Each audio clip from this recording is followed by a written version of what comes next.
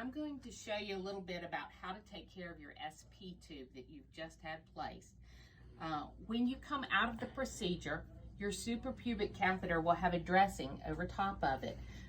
It is a split gauze system that wraps around the catheter and has a piece of tape over it.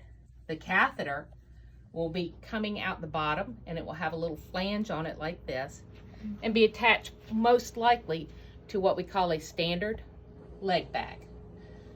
This bag is called that because you can add straps to the top right here and the bottom right here and attach it to your leg either up high or down low. Both of those will allow you to wear it underneath your clothing and be able to be mobile during the day. When you come back from your catheter placement, it should be draining urine into the bag. You may notice a little bit of blood. That is not unusual. If it's like this, a slight rosé look, that is normal. If you get to a Merlot or burgundy colored urine, you need to let someone know. And this usually disappears after a couple of days.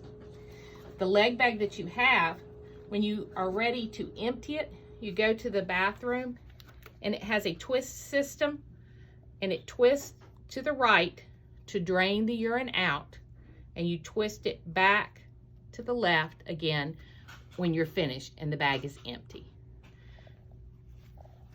This bag is good for short term. It holds about 600 mLs, half a liter, or a little bit more. At nighttime, a lot of people would like to change to a larger bag so that they don't have to get up or empty it as frequently. In that case, we send you home with what is a more typical Foley bag. You'll see it come in a package like this. When you take the bag out, it's kind of stiff at first, but as you can see, it's a lot longer tubing, which is good. You can lay it beside you. It has a much larger bag for a larger overnight use.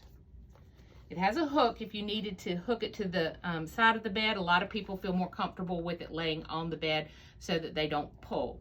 It'll just be a matter of preference. This catheter bag has a much larger opening at the top. It will not fit directly into your SP tube. So we have an adapter that we send home with you. This adapter hooks onto here like this, okay? And then the end of it is a twist that will allow you to attach it to your SP tube. The first time you go to do this, I suggest that you wash your hands, because again, your bladder is sterile, so we don't want to do anything that's going to introduce bacteria. In your own home, you may be comfortable just wearing regular gloves. You can also use an alcohol and clean the ends of the catheter if you feel like it has gotten dirty.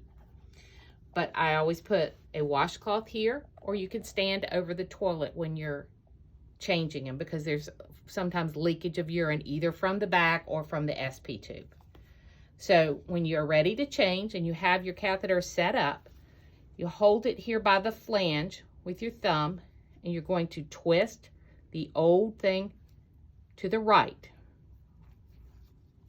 This one will go on, and it's going to twist backwards to the left. And that secures it in place, and then you can use it. This one can be emptied. We usually reuse these bags, so I would suggest putting some kind of a cap over the end of this after you clean it. Clean it with alcohol, put a cap over it, and hold it after you've emptied it until the next day. And then you can reverse the process. And again, you would just come in, set yourself up, clean hands, disconnect by twisting, again, holding the flange, twisting to the right, and then with a clean end, hook your new smaller bag back up. That should solve most of the problems for nighttime use.